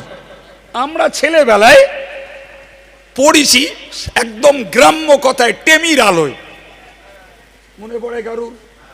হ্যাঁ, আচ্ছা, একটা টেমি জ্বালিয়ে ওর থেকে আমি যদি 1 কোটি টেমি জ্বালাই, তো মূল যে টেমিটা থেকে আমি আরো 1 কোটি টেমি জ্বালিয়ে নিয়েছি, ওই টেমির আলো কি কমে যাবে? আল্লাহু আকবার। আমার আল্লাহ পাক বললেন, নবী আমি তোমাকে উজ্জ্বল প্রদীপ বানিয়েছি, তোমার আলো তোমার কাছে থেকে যাবে, তোমার থেকে আলো নিয়ে পৃথিবীর অন্ধকার দূর হয়ে যাবে। আমরা বাস্তবে লক্ষ্য করলে দেখি, আমিনার মতো একটি দরিদ্র পরিবার, কুঁড়ে তার ঘর, এই ঘরে আল্লাহ জ্বালিয়ে দিলেন আমার নবীর মতো উজ্জ্বল প্রদীপটাকে। আর সেই আলো আজকের গোটা পৃথিবীর 228টা দেশে পৌঁছে গেছে। আপনি তাকিয়ে দেখুন, আমেরিকায় জ্বলছে ইসলামের আলো, ইউরোপে জ্বলছে ইসলামের আলো, আফ্রিকায় জ্বলছে ইসলামের আলো, চীনে জ্বলছে ইসলামের আলো, মিয়ানমারে জ্বলছে ইসলামের আলো, শ্রীলঙ্কায় জ্বলছে ইসলামের আলো, অস্ট্রেলিয়ায় জ্বলছে ইসলামের আলো। হে প্রিয় ভাইরা আমার, এই আলো তো আল্লাহ জ্বেলেছিলেন মক্কার আব্দুল্লাহর ঔরসের আমিনার গর্ভের কুঁড়ে ঘরে। আর সেই আলোর জ্যোতিতে আজকে সারা পৃথিবী ইসলামের আলোয় উদ্ভাসিত হয়েছে। ঠিক কিনা বাবা? এখন বলুন, আমাদের দেশের একটা কথাই বলে বাবু, খাওয়ার মজা খিদে। কথাটা ঠিক না ভুল? বলেন বলেন, চিল্লে বলেন, কথা বলুন, আমারও ভালো লাগবে, আপনাদের মুখস্থ হবে। খাওয়ার মজা খিদে। ভাই খিদে যদি পায় না, শাক ডাল যা দেখ গোডাউনটা ভরে নেওয়া যায়। আর যদি পেট ভরা থাকে, ইলিশ মাছের কালিয়া আর ভেটকির কালিয়া আর বাগদার রসা যাই করে দেখ, ও রসবে না। দরকার কি? এখানে টিউবলাইট জ্বলছে, হ্যালোজিন জ্বলছে, জি এইখানে কেউ একটা হারকেন জ্বালিয়ে দিলে, আচ্ছা হারকেন জ্বালানোর কোনো প্রয়োজন? বলেন বলেন, ও জ্বালিয়ে কোনো লাভ আছে? জি, কিন্তু এইখানে টিউব নেই, হ্যালোজিন নেই, পুরো অন্ধকার, চারিদিকটা ঘেরা, মাথাটাও ঢাকা, পুরো অন্ধকার। একটা হারকেন জ্বালিয়ে দিল, ওই আলোটার উপকার আছে না নাই? মনে রাখবেন, খুব খেয়াল করে বুঝুন, আমার নবীকে আল্লাহ নবী হিসাবে মর্যাদায় রেখেছেন আদমের তৈরির আগে, কিন্তু ওই নবীকে পাঠাচ্ছেন 1 লক্ষ ভিন্ন মতে 2,24,000 পয়গম্বরের মাথায়। এর কারণ হলো পৃথিবীটা যত শেরকে, বেদাতে, হারামিতে, কুসংস্কারে, অন্ধকারে ঢেকে যাবে, ততই আমার নবীর উজ্জ্বল প্রদীপটা জেলে দিলে লাভ তত বেশি হবে। অতএব নবীকে আল্লাহ পৃথিবীতে পাঠাতে দেরি করেছেন জগৎটা কুসংস্কারে ভরানোর জন্য। এই কথা বোঝা গেছে? আমি বলেছি না, খাওয়ার মজা খিদে, আলোর মজা। বাহ, ভালোই বুঝে গেছেন, আলোর মজা। শুনুন, ব্যাপারটা বুঝুন। নূহ নবীর জমানায় মানুষের পাপের দায়ে প্লাবন দিলেন আল্লাহ। সেই প্লাবনে কাবা শরীফের দেওয়ালের পাথর পর্যন্ত ভেসে গেল, কাবা বিধ্বস্ত। নবী ইব্রাহিম আলাইহিস সালামকে দিয়ে আল্লাহ পাক সেই কাবার সংস্কার করালেন।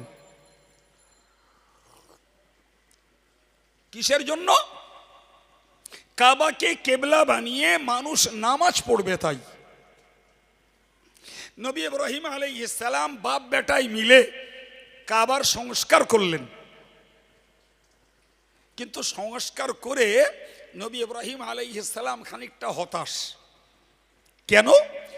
ওই জায়গাটা তো মূলত জঙ্গল, সেখানে এক ঘর মানুষের বসতি নেই, পাহাড়, পাহাড়ি টিলা, আর পাহাড়ের মাথায়ও জঙ্গল, গিরিপথেও জঙ্গল, সমতল ভূমি যতটুকু ততটুকু জঙ্গল।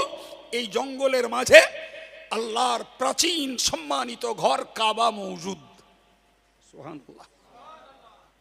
নবী ইব্রাহিম সেই কাবার সংস্কার করলেন।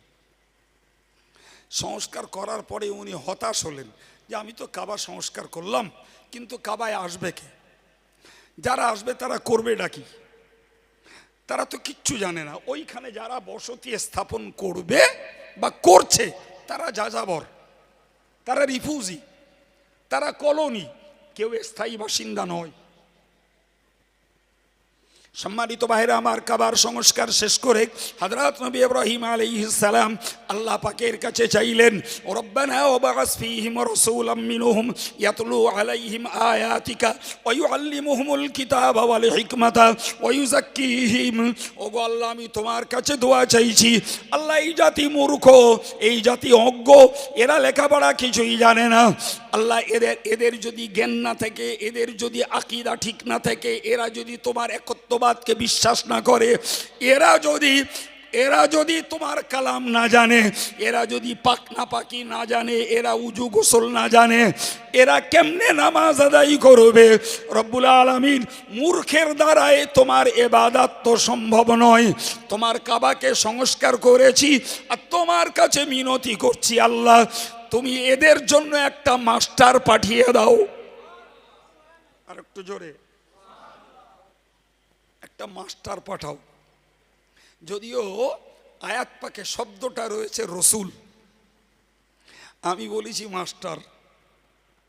আমার নবী আরেক হাদিসে বলেছেন, ইন্নামা আনা বুইস্তু মুআল্লিমান। হে বিশ্ববাসী, তোমরা মনে রাখো, আমি ধরা পৃষ্ঠে এসেছি শিক্ষকতা করার জন্য। নবী মাস্টার কি মাস্টার না? আরে বাবা, যাকে বলে বাংলায় মাস্টার কিংবা ইংরেজিতে, এই বাংলায় বলে শিক্ষক, ইংরেজিতে বলে মাস্টার, আরবিতে তাকেই বলে মুআল্লিম। জি, আমার আল্লাহ পাকের নবী ইব্রাহিম বললেন, ওয়াবাস ফীহিম রাসূলাম মিনহুম। আল্লাহ, এই জাতির মধ্য থেকে একজনকে আপনার দূত বানিয়ে পাঠান, যে দূত হবে এদের মাস্টার।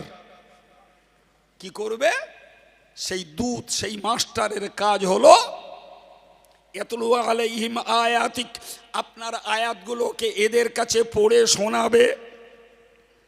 ওয়া ইউআল্লিমুহুমুল কিতাবা, আল্লাহ আপনার কিতাবের জ্ঞান শিক্ষা দেবে। ওয়া ইউযাক্কিহিম, এই পড়ার শেখার সমন্বয়ে তাদের অন্তরটাকে নির্মল করে দেবে, স্বচ্ছ করে দেবে, পরিচ্ছন্ন করে দেবে। মাটির মানুষ তো মাটির মতো নরম দিলের মানুষ বানিয়ে দেবে। নবী কি করতে এসেছেন? পড়াতে। নবী এসেছেন জ্ঞান বিতরণ করতে। নবী এসেছেন হিংসুটে, অহংকারী, উচ্ছৃঙ্খল, লোভী, জেদি এবং নফসের পূজারী লোকগুলোকে অহংকার মুক্ত, হিংসা মুক্ত, জেদ মুক্ত, লোভ মুক্ত একটা পরিচ্ছন্ন অন্তরের মানুষ বানাবার জন্য। আল্লাহু আকবার। নবী সেই চেষ্টা করেছেন 23 বছর। ক বছর করেছেন বাবু? 23 বছর। 23 বছরের সাধনায় আরব সাম্রাজ্যে কোনো ইমানদার মুসলমান কোরআন পড়তে জানে না এমন কেউ ছিল না, কোরআনের জ্ঞান নেই এমন কেউ ছিল না, এবং তারা সত্যকারের নির্মল স্বচ্ছ মনের মানুষ হয়নি এমন কেউ ছিল না। সুবহানাল্লাহ বলবেন না? তাহলে নবী এসে ওই দুর্ধর্ষ, বর্বর, অশিক্ষিত, মূর্খ মানব সমাজটাকে শিক্ষিত, বিনয়ী, নম্র, আল্লাহওয়ালা, পরকাল ভীতু, জাহান্নামের প্রতি ঘৃণা এবং জান্নাতের প্রতি আগ্রহী একটা গোষ্ঠী, একটা সম্প্রদায় তৈরি করে পর্দা নিয়েছেন। ঠিক না ভুল? সেই আদর্শ, সেই শিক্ষা সব নবী পৃথিবীতে রেখে দিয়ে কবরে গেছেন। কিয়ামত পর্যন্ত যে জাতি, যে সম্প্রদায় নবীর সেই আদর্শ শিক্ষা কাজে লাগাবে, এরাও আল্লাহ প্রেমের বান্দা, নবী ভক্ত উম্মত, এরাও যার নাম থেকে মুক্ত জাতি, এরাও জান্নাতের দখলিকার গোষ্ঠীতে পরিণত হবে। তাহলে নবী দিবস মানে গেটিং, লাইটিং আর এই ড্রেসিং করা প্যান্ডেল নয় বাপ।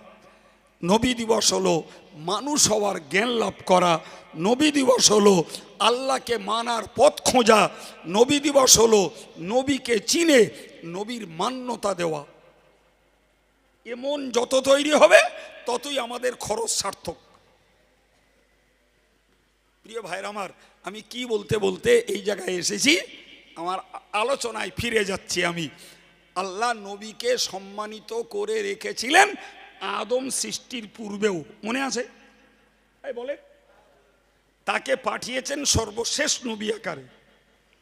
আমি একটা কারণ আপনাদেরকে বলেছি যে খাওয়ার মজা খিদে, আলোর মজা অন্ধকার। সুতরাং আমার আল্লাহর পক্ষে নবী ছিলেন উজ্জ্বল প্রদীপ। এই প্রদীপ জ্বালাবার জন্য পৃথিবীতে অন্ধকারের দরকার ছিল, বলেছি না? অন্ধকার যত ঘন হবে আলো জ্বাললে তত মজা লাগবে।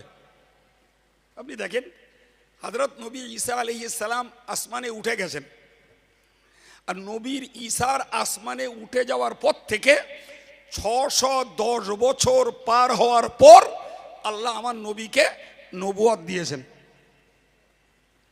এবার একটু কথা বলেন, কত বছর পর বলেছি? আচ্ছা, 610 বছর যে জাতির মাঝে নবী নেই, যে জাতির মাঝে কোনো মাস্টার নেই, যে জাতিকে 610 বছর চালাবার মতো কোনো গাইড নেই, 610 বছরে যে জাতির কোনো লিডার নেই, আচ্ছা সেই জাতির সভ্যতা, ভদ্রতা, একাগ্রতা, সে জাতির দয়া, মায়া, মমতা, মনুষ্যত্ব কিছু থাকতে পারে বাপ? এই বলেন বলেন। সুতরাং এই 610 বছরে পৃথিবীটা আরো বেশি কুসংস্কারে ডুবে গেছে। তারপরে আমার আল্লাহ আমার নবীর নবুয়ত দান করেছেন। সুবহানাল্লাহ। যে কথাটা প্রমাণ দেওয়ার জন্য বলতে চাইলাম, নবী ইব্রাহিম কাবার সংস্কার করে আল্লাহর কাছে চাইলেন, আল্লাহ আপনি একটা মাস্টার দেন, সেই মাস্টার এদের কোরআন পড়াবে, সেই মাস্টার এদেরকে কোরআনের জ্ঞান শিক্ষা দেবে, আর সেই মাস্টার এদের অন্তর আত্মাটাকে পরিষ্কার করে দেবে। আমার আল্লাহ জিবরাইলকে পাঠিয়ে দিলেন। জিবরাইলকে পাঠিয়ে দিয়ে বললেন, ও জিবরিল তুমি যাও গিয়ে আমার নবী ইব্রাহিমকে বলে এসো যে তোমার দাবি আল্লাহর কাছে পাস। সুবহানাল্লাহ। তোমার দাবি আল্লাহর কাছে কবুল, কিন্তু তুমি এই যে মাস্টার চাইছো সে মাস্টার পৃথিবীতে এখনো পাঠানোর সময় হয়নি। কি বুঝলেন বাবু? দাবি কি? জোরে বলেন। দাবি পাস, কিন্তু এর বাস্তবতার সময় এখনো। আশ্চর্য ব্যাপার, নবী ইব্রাহিমের এই দুয়ার 2500 বছর পরে আমার আল্লাহ আমার নবীকে পাঠিয়েছেন। আর আমার নবী এসে বললেন, আনা দাওয়াতু আবি ইব্রাহিম। আল্লাহু আকবার। আমি পৃথিবীতে এসেছি আমার পূর্ব পিতা নবী ইব্রাহিমের দোয়ার ফসল।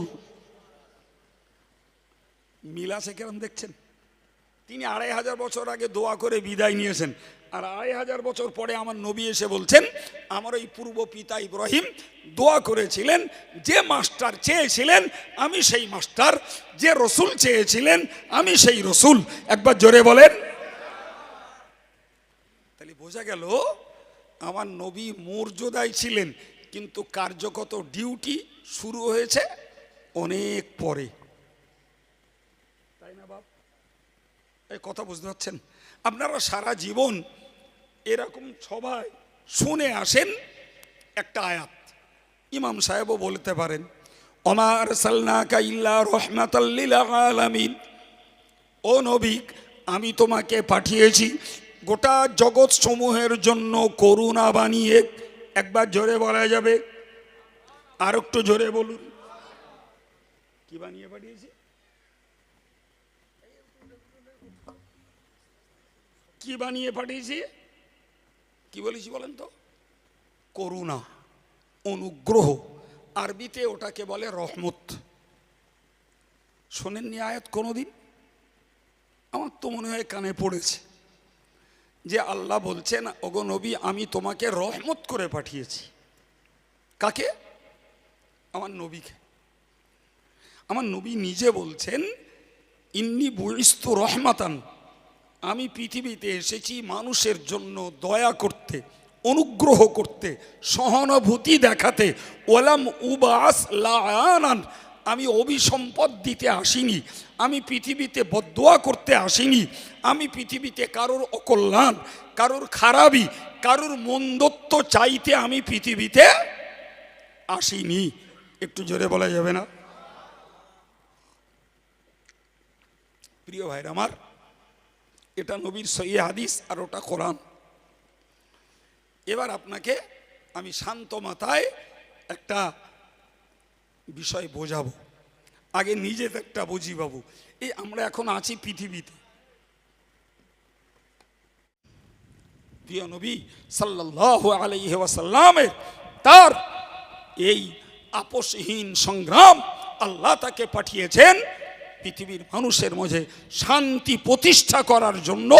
মাত্র 23 বছরে তিনি এমন বীজ পুঁতে রেখে গেছেন, সেই বীজ থেকে গাছ হয়ে তার শাখা, তার ডালপালা সারা বিশ্বময় ছড়িয়ে গেছে। কালে কালে যুগে যুগে ভাই ফেরাউন, নমরুদ, সাদ্দাদ, কারুন, হামান, আবুল আহাব, আবু জেহেলরা ভাই এরকম ধারায় ভাই রাশিয়াতে, চীনে, মার্কিনের বড় বড় নাস্তিকেরা, আজকের যুগের আমাদের দেশের ফেরাউন আর নমরুদেরা, এরাও ইসলামটাকে ডুবিয়ে চুবিয়ে মারার চেষ্টায় আছে। এদের ন্যূনতম কাণ্ঠজ্ঞান যদি থাকতো তাহলে একটা কথা বুঝতো, ইসলাম অ্যাজ এ টিউব, ইসলাম একটা টিউবের মতো। ওই ওই চাকায় যে টিউব দেওয়া থাকে, আচ্ছা কোন মোস্তানের ক্ষমতা আছে একটা টিউবে হাওয়া ভরে দেওয়া হবে, তুমি ওইটারে পুকুরে চুবিয়ে এসো দিন কিরাম পারো? পারবা? হ্যাঁ, তোমার শক্তি ভর চুবিয়ে তুমি ক্লান্ত হয়ে যাবা, তোমার আগে ও ঠেলে উঠবে। সারা পৃথিবী জুড়ে আমার নবীকে, কোরআনকে আর ইসলামকে যত অপশক্তি ডুবিয়ে চুবিয়ে মারবার চেষ্টা করেছে, ততই ওই টিউবের মতন মাথা চাড়া দিয়ে জেগে উঠেছে। দরকার মুসলিম জাতিটার ওই কোরআনকে, ওই নবীকে, আল্লাহর ইসলামী বিধানকে বুকে আঁকড়ে ধরা, কাজে পরিণত করা, সব কিছুর বিনিময়ে আল্লাহকে, কোরআনকে, ইসলামকে, রসুলকে মেনে চলার জন্য বদ্ধ আর প্রগাঢ় নিয়ত নেওয়া। এটাই যদি মুসলমানরা আগিয়ে উঠতে পারে, আল্লাহর মদদ আসবে।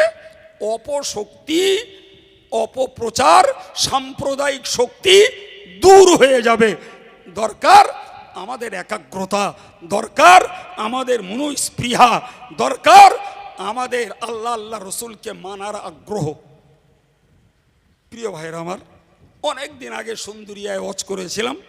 আজকের কপাল টলতে টলতে আমাদের হাফেজ সাহেব, আমার ওই ভাইয়ের চেষ্টা আল্লাহ আনিয়েছেন, যা আল্লাহ পাক নসিবে রেখেছেন কিছু কথা বলে ফেললাম। আল্লাহ বলালেন, যদি মনে হয় আব্দুল কাইয়ুমের কথা থেকে আমরা কিছু জ্ঞানের অক্সিজেন পেয়েছি, যদি মনে হয় নবীর আলোচনা আমরা কিছু ফলপ্রসূ জ্ঞান লাভ করতে পেরেছি, সেটি আমার আপনার দাতা সহযোগী কর্মী সকলের জন্য কল্যাণের হবে। আল্লাহ তৌফিক দিন, বলুন আমিন।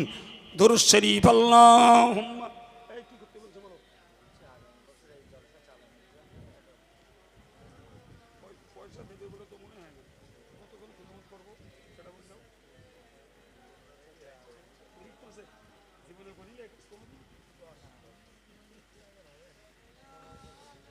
সম্মানিত ভাইরা, আমি 1.5 ঘন্টা সময় দিয়ে দাওয়াত নিয়েছিলাম। আমি ফাঁকিবাজি বুঝি না বাপ, টাইম পাস করা বুঝি না, উঠি অস করি, সময় শেষ হয় শেষ করে দেই।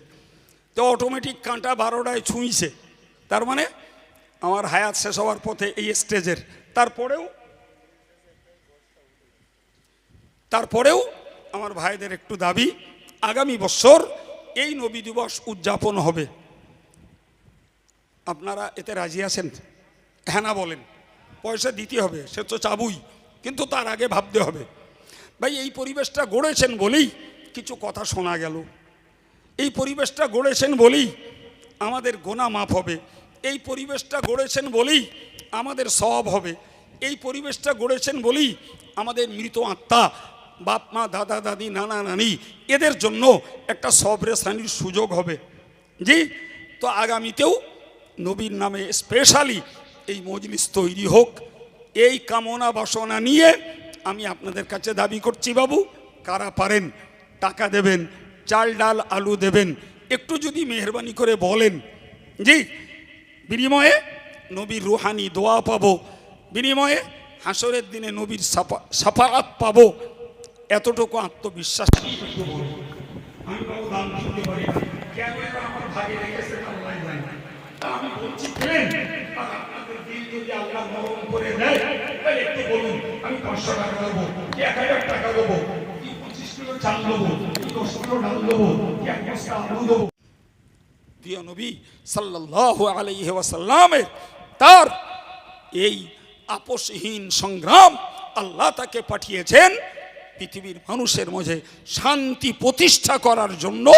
মাত্র 23 বছরে তিনি এমন বীজ পুঁতে রেখে গেছেন, সেই বীজ থেকে গাছ হয়ে তার শাখা, তার ডালপালা সারা বিশ্বময় ছড়িয়ে গেছে। কালে কালে যুগে যুগে ভাই ফেরাউন, নমরুদ, সাদ্দাদ, কারুন, হামান, আবুল আহাব, আবু জেহেলরা ভাই এরকম ধারায় ভাই রাশিয়াতে, চীনে, মার্কিনের বড় বড় নাস্তিকেরা, আজকের যুগের আমাদের দেশের ফেরাউন আর নমরুদেরা, এরাও ইসলামটাকে ডুবিয়ে চুবিয়ে মারার চেষ্টায় আছে। এদের ন্যূনতম কাণ্ঠজ্ঞান যদি থাকতো তাহলে একটা কথা বুঝতো, ইসলাম অ্যাজ এ টিউব, ইসলাম একটা টিউবের মতো। ওই ওই চাকায় যে টিউব দেওয়া থাকে, আচ্ছা কোন মোস্তানের ক্ষমতা আছে একটা টিউবে হাওয়া ভরে দেওয়া হবে, তুমি ওইটারে পুকুরে চুবিয়ে এসো দিন কিরাম পারো? পারবা? হ্যাঁ, তোমার শক্তি ভর চুবিয়ে তুমি ক্লান্ত হয়ে যাবা, তোমার আগে ও ঠেলে উঠবে।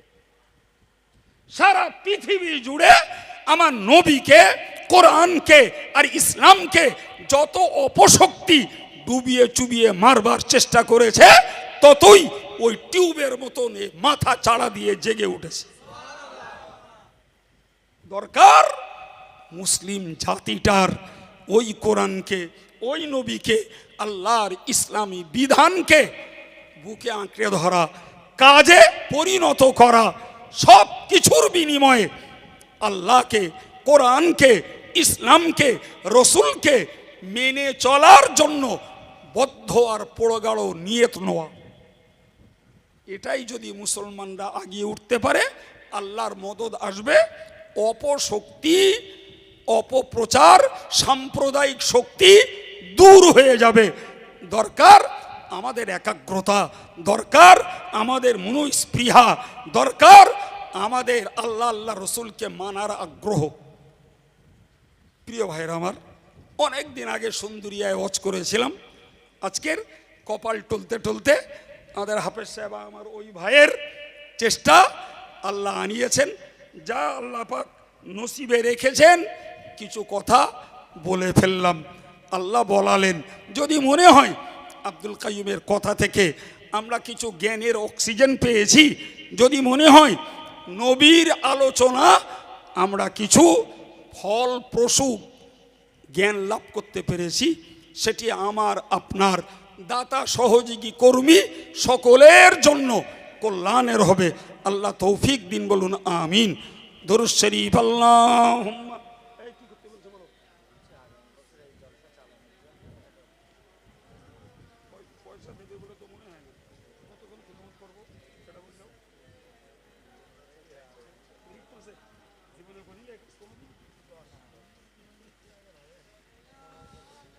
সম্মানিত ভাইরা, আমি 1.5 ঘন্টা সময় দিয়ে দাওয়াত নিয়েছিলাম। আমি ফাঁকিবাজি বুঝি না বাপ, টাইম পাস করা বুঝি না, উঠি অস করি, সময় শেষ হয় শেষ করে দেই। তো অটোমেটিক কাঁটা 12টায় ছুঁইছে, তার মানে আমার হায়াত শেষ হওয়ার পথে এই স্টেজের। তারপরেও তারপরেও আমার ভাইদের একটু দাবি, আগামী বছর এই নবী দিবস উদযাপন হবে। আপনারা এতে রাজি আছেন? হ্যাঁ না বলেন। পয়সা দিতে হবে, সে তো চাবুই, কিন্তু তার আগে ভাবতে হবে। ভাই, এই পরিবেশটা গড়েছেন বলেই কিছু কথা শোনা গেল। এই পরিবেশটা গড়েছেন বলেই আমাদের গোনা মাফ হবে। এই পরিবেশটা গড়েছেন বলেই আমাদের সওয়াব হবে। এই পরিবেশটা গড়েছেন বলেই আমাদের মৃত আত্মা, বাপ মা, দাদা দাদি, নানা নানি, এদের জন্য একটা সবরেসানির সুযোগ হবে। জি, তো আগামীতেও নবীর নামে স্পেশালি এই মজলিস তৈরি হোক, এই কামনা বাসনা নিয়ে আমি আপনাদের কাছে দাবি করছি। বাবু, কারা পারেন টাকা দেবেন, চাল ডাল আলু দেবেন, একটু যদি মেহরবানি করে বলেন। জি, বিনিময়ে নবীর রুহানি দোয়া পাবো, বিনিময়ে হাসরের দিনে নবীর সাফাআত পাবো, এতটুকু আত্মবিশ্বাস। আমি বাবু দান করতে পারি না, কেন আমার ভাগে রেখেছে আল্লাহ জানে। আমি বলছি প্রেম, আর আপনাদের দিল যদি আল্লাহ নরম করে দেয়, তাহলে একটু বলুন, আমি 500 টাকা দেবো, 1000 টাকা দেবো, 25 কিলো চাল দেবো, 10 কিলো ডাল দেবো, 1 বস্তা আলু দেবো।